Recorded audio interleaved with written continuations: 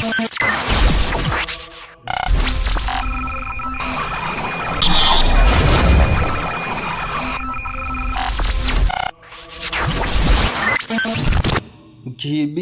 ke osukwini lanamhlanje ngithi ke siyithula lemida sikuthulela ke nazi indaba ezinhle osukwini lanamhlanje bafethu ngithi ke ngingaze ngilande kakhulu ungakhohlwa ukusubscribe ushare bese uyakhomenta bafethu ke namhlanje sinithulela ke nangu uBig Zulu abantu abaningi ke abamazi ukuthi uBig Zulu kahle kahle ubani belokhu bemazi nje ngoBig Zulu the best Big Zulu the professional Big Zulu bafethu uBig Zulu sithi nje uBig Zulu uSiyabonga nene ongumrapper odumile oqhamuka eBergville khona abantu bafuna ukwazi ukuthi uBig Zulu uneminyaka emingaki uBig Zulu ke uneminyaka ewu36 obudala ukumbhali ke weingoma aphinda ave futhi ngumlingisi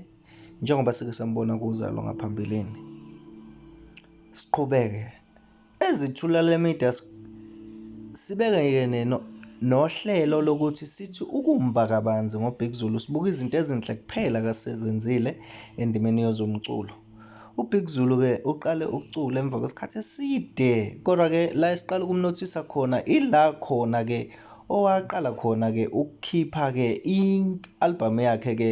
ungqongqoshe wongqongqoshe ngo2019 ilapho ke saqala ukumnothisa khona ukuthi no uBig Zulu uyinkabi yangempela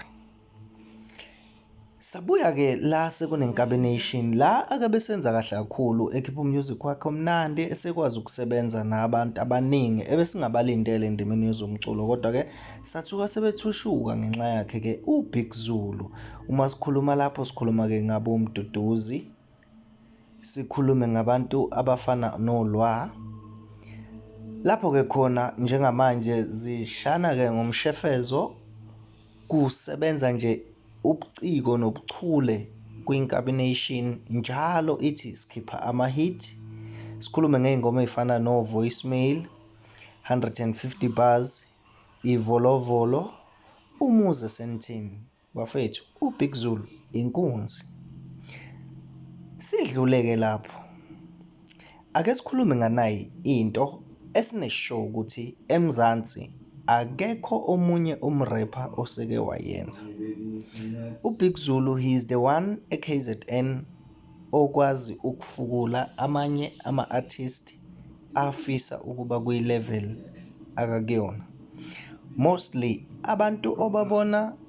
besebenza noBig Zulu ngaphambilini ububazi but bungabazi that much bebekhona uBig Zulu abantu bekade ngabathatha kodwa abantu akabathathile ilapha besingabanakile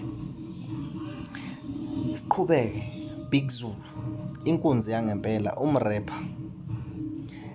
uBig Zulu ke usesebenze ngalendlela eyisimanga wenza izinto ezinhle siyambona lapha endimeni yezemidlalo uvela kakhulu njengomuntu omele ihip hop ngikhumbula kwamanye wama games uMaskandi versus hip hop he is the one ofana necoach he is the one ofana nobaba we-hip hop for example ukhuzani ngala kuMaskandi nguye uBig Zulu kwi-hip hop ukabza kuyipiano bese ke bake uchikichiki malomotera kwi-Nkabi Nation Nkabi Record bafethu thanks to Big Zulu to bring up hip hop on the hit bheka njengamanje kuneingoma eziningi about uBig Zulu ama diss track aphumile it's because of uBig Zulu ingoma ezingama hits njengamanje it's because of uBig Zulu more especially ku social media mawuthatha ukubheka i-fight between ama-rappers it started because of uBig Zulu so we wanted to say as ithula lemida thanks to uBig Zulu ukuthi siza sidike that much sibuke izinto ezinhle akasezenzile nanokuthi i-hip hop is just a genre njengamanye kwase kubonakala kwangathi iyafa,